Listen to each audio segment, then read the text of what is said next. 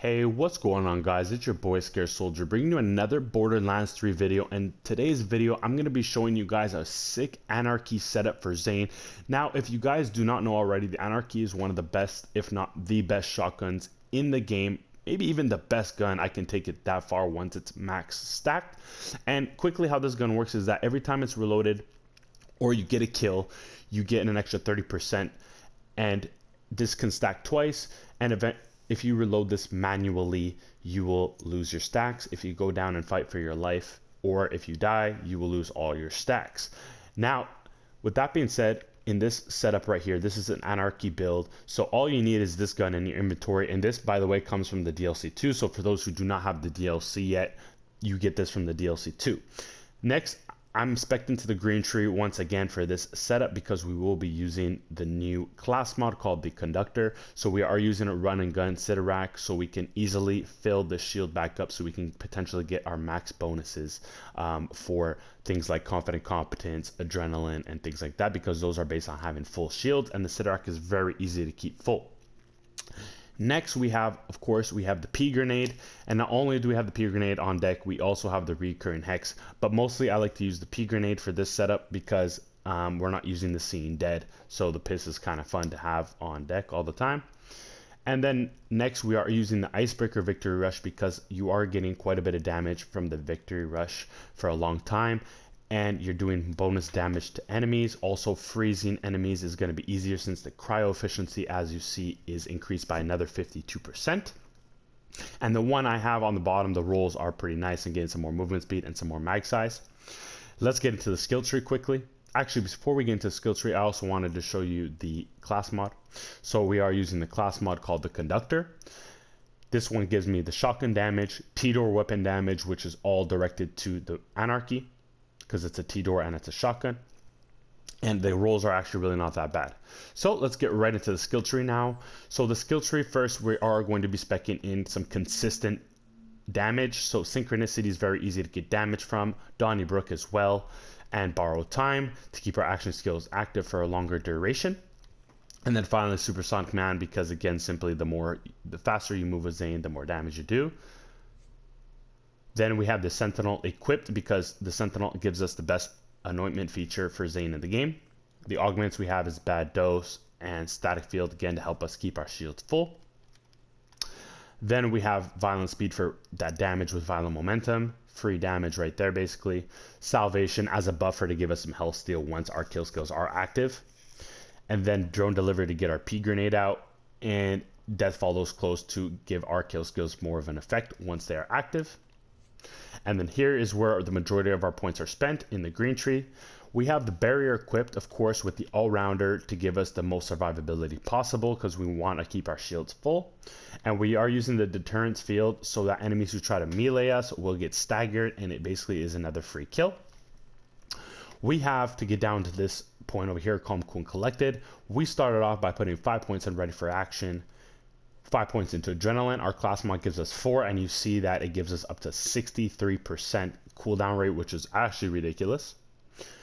We put 5 into Brain Freeze because we want to freeze enemies, of course. 3 into Stiff Upper Lip, 1 into Confident Competence for some free gun damage and accuracy.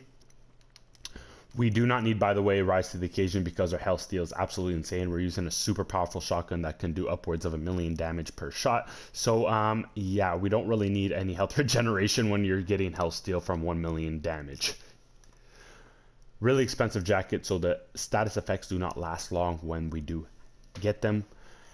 We put 1 to Refreshment because it's a free 8% health steal when you do damage to frozen enemies, which we will be doing consistently. And finally, Calm, Cool, and Collected to make sure our action skills are always full by freezing enemies simply, and you do that with every single shot since the Anarchy has multiple pellets, which makes it super easy to freeze enemies basically all the time. You're going to see how this build works once we get into the gameplay. So you see we are spec'd heavily into the green tree simply because we are using the class mod Conductor. This is based off of having your action skills full all the time, so Calm, Cool, and Collected is very, very easy to keep having your action skills at the full point so that you can keep getting that maximum shock bonus damage that this class mod gives you. And what's awesome is that the Anarchy we're using is the kinetic version, so it's going to do really good damage against enemies with a normal health bar. The conductor is going to add shock damage, so the enemies who have shields on top of a health bar are going to melt within one shot very easily. And not only that, with the sentinel anointment on this, it's also going to give us a cryo element, which is going to do a lot of damage to armored enemies. So enemies who basically have the shield, armor, and health bar all at the same time are going to be dealt maximum damage, and you're going to see us one-shotting many enemies, which makes this build really great. Lastly, I want to point out one thing here is that you see this Hitman tree where we're not spec very heavily. I want to explain that quickly for those who do care. If you don't really care, go ahead and go to the gameplay. But we do not have any points in Cool Hand, Violent Violence, Plain Dirty, and the rest. Cool Hand is actually great not to have any points in here for this setup, because if you reload super fast with your Anarchy, you really risk a high amount of chance of going down quite often. The fact that you're reloading slightly a bit slower, it is a Tito weapon, so you're not really reloading, you're just throwing the gun. But the animation of throwing the gun is slightly slower without any points into reload speed, and that is good because it gives you a chance to realize, oh shoot, you're reloading, and you can kind of aim the gun where you're going to throw it before you actually throw it, giving you a less chance to kill yourself, which is very important. The other thing, the mag size of the Anarchy is not very big anyway, but this is a tap shot weapon. It's not a fully automatic shotgun, so Violent Violence doesn't really serve us any purpose really, because it's based on your trigger finger how fast this gun shoots. And then Plain Dirty, it doesn't really work with the Anarchy because the Anarchy already has a 20 pellet capacity per shot, so it doesn't really give it 40 extra pellets. It doesn't work like that with Plain Dirty, so Plain Dirty doesn't benefit the Anarchy whatsoever. And we have the Calm, Cool, and Collected giving us infinite action skills, so we do not really need Good Misfortune. And we don't need Seeing Red because we're basically killing enemies with one shot. So our kill skills will be constantly active as long as we kill enemies, which is super easy to do. So let's get into the gameplay, guys. I'll meet you guys. So let's get into some gameplay, and we are starting off in the Slaughter Shaft. And the first thing I want to highlight was, because we are using the conductor, we are dependent on keeping our action skills full. So with the Calm, Cool, and Collected setup, it is very easy, as you're going to see by freezing the enemy right there and right there. We are instantly able to get our action skills right back full, so that we are doing maximum damage with our conductor, giving us that bonus shock damage. Now that bonus shock damage is adding to our cryo damage that we're also doing, and also our kinetic damage. So we are basically doing all three of the main damages in the game. I'm not sure if the Anarchy comes in fire, but if it did, that would be pretty much the optimal setup. But nonetheless, you see the damage, you see my action skills have no problem staying full. Basically every single enemy that I shoot, my action skills refill back to full, which is why Calm, Cool, and Collected is perfect for when you're using the conductor. Mind you, the conductor is a very good mobbing class mod. There's way better builds if you plan on also bossing and stuff like that at the same time. I would recommend this build. I would recommend it though, like I said, if you are doing Proving Ground, Slaughter Shaft, or even the Takedown, because there are a lot of enemies. Now, the next thing I want to highlight is, again, the reason why we use Sitarax. You see that it's very easy to keep full the shield. See, right here just got depleted, but right here, just by shooting one enemy, my life got full and also my shield. Now, if you guys don't know, the Guardian rank also helps with keeping shields full, because when you kill an enemy, it instantly recharges your shield, meaning there is no delay. It will kickstart the delay for you right away once you kill an enemy. And the thing with the Sitarac is that the recharge rate is much higher than the capacity. So once I kill an enemy, it is instantly recharged, which is insane. So there it is, guys. That's the Slaughter Shaft. Couple little tips there. Now let's get into the Maliwan Takedown.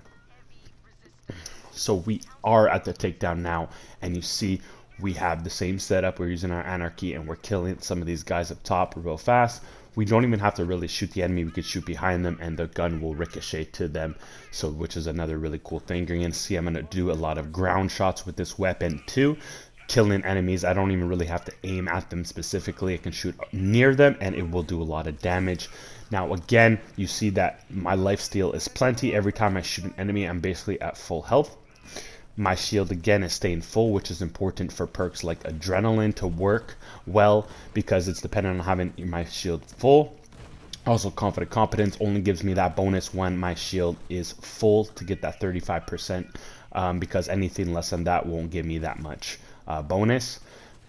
And again, I need a full shield, full health, and also to freeze an enemy so Calm, Cool, and Collected could work. So this is the easiest way to get Calm, Cool, and Collected to work at its finest, and also getting maximum damage. So now we have arrived at the Valkyries, and now this is just basically me just showing you guys the damage and the actual capacity of this build right here. Because one of the main things I had a hard time with the Conductor is keeping your kill skills active. Once you kind of take off that Seen Dead class mod, you don't realize how fast your kill skills actually go away. And if you're not getting a lot of kills, or you're going to a battle where there's not a lot of adds, you're gonna struggle doing a lot of damage like you're used to. So the cool thing with the Conductor and the Anarchy, and why they synergize so well together, is that I'm basically one-shotting everything. So my kill skills are constantly active. As you see, we just basically one-shotted that guy if he didn't have immunity phase. But nonetheless, it's extremely easy to keep your kill skills with this. The synergy is perfect. Also, I don't need plain dirty. I don't need violent violence. I don't need reload speed. So again, the things that I used to love so much about the Hitman tree, is not really necessary for this gun. So I feel like it was a match made in heaven with everything set up. And you guys see it doing work. I'm doing one-shots to all these heavyweight enemies. No problem. Even when I throw my gun to reload it, it even kills enemies, just the explosion. So you just see the power of this build. As you see, again, we are one-shotting the heavyweights, and we are going to go to Wotan. So we have arrived at Wotan, the final boss at the end of the takedown. And as you see already, we're off to a good start, taking down his shield in one shot and then his health in two. And it's pretty much as simple as that, guys. You see right here when there's no adds, though, that's when this build struggles. When there's not a lot of adds, because we are killing enemies so fast that it's hard to keep kill skills active if there's no adds. Thank God for the takedown, there are a good amount of adds, so we don't have that trouble. But you can see where I'm going with this. If you're battling a boss like Grave Ward or Tyrene or somebody where there's not a lot of adds off the rip, you're not going to be doing maximum gun damage unless you're completely stacked out. So that's it for the video, guys. I hope you enjoyed the Anarchy Zane. I hope you guys try it. Let me know what you guys thought about it. Leave a comment down below, and I'll see you in the next one. It's your boy Scare Soldier signing out. Peace.